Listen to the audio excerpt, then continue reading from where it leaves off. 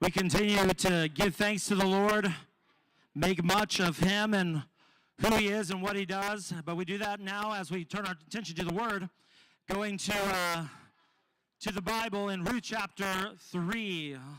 So if you are here and you have your Bibles, turn over to Ruth chapter 3 as we kind of get going here. We are doing things a little different in the month of June. We are doing a more casual teaching style with some acoustic worship and let the voices ring. Great job, choir, on How Great Thou Art. That was good. That was really, really good. Singing the praise of God and then going to His Word and having a little bit of a different style. And so we're going to be in Ruth chapter 3. We've been working our way through the book of Ruth, one chapter at a time, one a week. We come to the third week, Ruth chapter 3. And in Ruth chapter 3, I want to give a little bit of a background while you guys are turning there and getting ready to dig in. We left off with Ruth on the threshold of hope. She was on the doorstep of hope.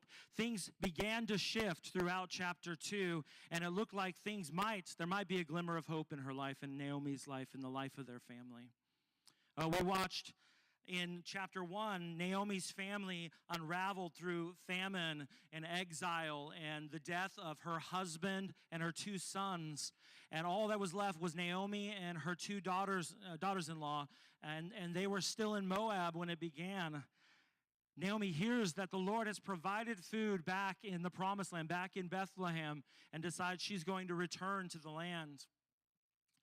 She encourages her daughter-in-laws to stay in Moab, stay with your people, stay with your family, stay the gods that you worship.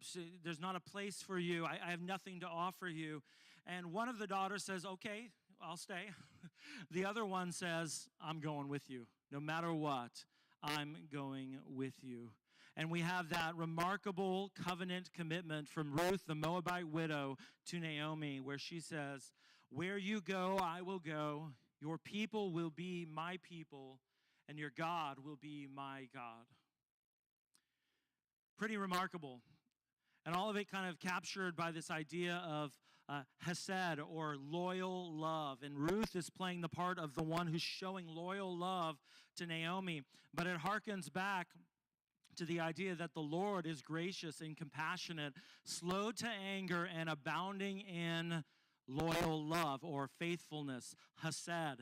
God is the one who is loyal, and it's being shown through Ruth's faithfulness to Naomi. We see the character of God. Then in chapter 2, God's providence quietly begins to unfold in the story. If you guys remember in Ruth chapter 2, Ruth happened to glean in a certain field owned by a man named Boaz. And it just so happened, as the text told us, to behold, Boaz just happened to come to the field at the same time that Ruth was there and happened to take notice of this Moabite widow who was gleaning in his field. Boaz shows kindness, he shows protection and extraordinary generosity toward Ruth. And by the end of the chapter, Naomi begins to recognize that God's hesed, his faithful, loyal love, had not abandoned them. Front row seat, good. Yeah, I like this. Someone I can talk to right here. They're good.